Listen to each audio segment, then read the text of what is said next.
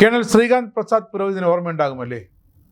പഴയ കോൺഗ്രസ് സർക്കാർ ഹിന്ദു ഭീകരൻ എന്ന് മുദ്രകുത്തിയ അതേ കേണൽ. അതെ, ഇനി മുതൽ അദ്ദേഹം ബ്രിഗേഡിയർ ശ്രീകാന്ത് പ്രസാദ് പുരോഹിതാണ്. നരേന്ദ്രമോദി സർക്കാരിൻ്റെ കാലത്ത് ഇത് അദ്ദേഹത്തിന് ഒരു സ്ഥാനക്കയറ്റം ലഭിച്ചിരിക്കുന്നു.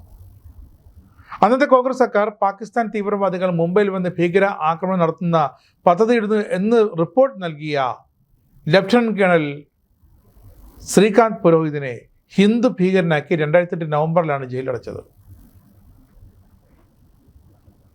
അതിനുശേഷം അദ്ദേഹം ഇതാ ബ്രിഗേഡിയർ ശ്രീകാന്ത് പ്രസാദ് പുരോഹിത് എന്ന പുതിയ പദവിയിലേക്ക്. അത്യുജ്വലമായ ദേശസ്നേഹം, മിലിറ്ററി ഇന്റലിജൻസുമായി ബന്ധപ്പെട്ടുള്ള വിസ്മയിപ്പിക്കുന്ന ഏകോപന നീക്കങ്ങൾ, അങ്ങനെ ഇന്ത്യൻ ആർമി ഓഫീസറായിരുന്നു ലഫ്റ്റനന്റ് കേണൽ ശ്രീകാന്ത് പ്രസാദ് പുരോഹിത്. 2008 നവംബറിൽ മഹാരാഷ്ട്ര ഭീകരവിരുദ്ധ സേനയാണ് അദ്ദേഹത്തെ അറസ്റ്റ് ചെയ്തത്. അദ്ദേഹത്തെ ഹിന്ദു ഭീകരൻ എന്ന് മുദ്രകുത്തിയത്.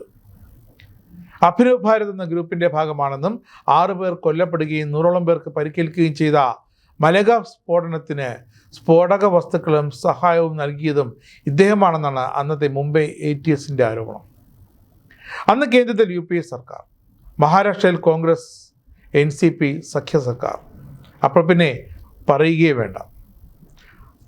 മഹാരാഷ്ട്ര കേന്ദ്ര സർക്കാർ രൂപീകരിച്ച തിരക്കഥ പ്രകാരം കേണൽ പുരോഹിത് 9 വർഷമാണ് ജയിൽ കഴിഞ്ഞത്. സഫ്രോൺ ടെറർ എന്ന ഗ്രൂപ്പാണ് മലേഗാവ് സ്ഫോടനം നടത്തിയതെന്നും അത് സമ്മതിപ്പിക്കാൻ അദ്ദേഹം ക്രൂരമായ പീഡനങ്ങൾക്കും തടങ്കൽ ആക്രമണ മുറകൾക്കുമൊക്കെ ഇരയായി. എന്നിട്ടും അദ്ദേഹം പിടികൊടുത്തില്ല. പിന്നീട് കേസ് ATSൽ നിന്നും NIAക്ക് കൈമാറി. 17 വർഷത്തെ വിചാരണയ്ക്ക് ശേഷം 2025 കഴിഞ്ഞ വർഷമാണ് NIA കോടതി കേണൽ പുരോഹിതിനെ എല്ലാ കുറ്റങ്ങളിൽ നിന്നും വിമുക്തനാക്കിയത്. അതിനുശേഷം അദ്ദേഹം സൈനിക സേവനത്തിലേക്ക് തിരികെ വരികയും കേണൽ റാങ്കിലേക്ക് ഉയർത്തപ്പെടുകയും ചെയ്തു. ഇന്നിതാ ശ്രീകാന്ത് പുരോഹിത് ഒരു ബ്രിഗേഡിയറായി ചുമതലയേറ്റിരിക്കുന്നു. 17 വർഷമാണ് കേണൽ ശ്രീകാന്ത് പുരോഹിത് ജയിലിൽ കിടന്നത്, അതും ഇല്ലാത്ത ഒരു ഹൈന്ദവ ഭീകരൻ എന്ന തുല്യം ചാർത്തിക്കൊണ്ട്.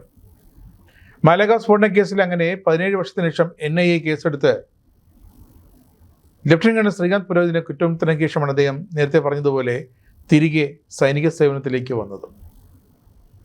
അദ്ദേഹത്തെ രാജ്യം പരിപൂർണമായി വിശ്വസിക്കുന്നത് കൊണ്ട് തന്നെയാണ് അദ്ദേഹത്തെ വീണ്ടും സൈന്യത്തിൻ്റെ ചുമതലകൾ ഏൽപ്പിച്ചതും.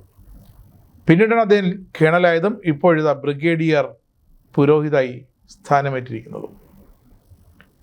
എന്തായാലും ഭാരതം അദ്ദേഹത്തെ കൈവിടില്ല എന്ന് ഒരിക്കൽ കൂടി ഉറപ്പായിരിക്കുന്നു.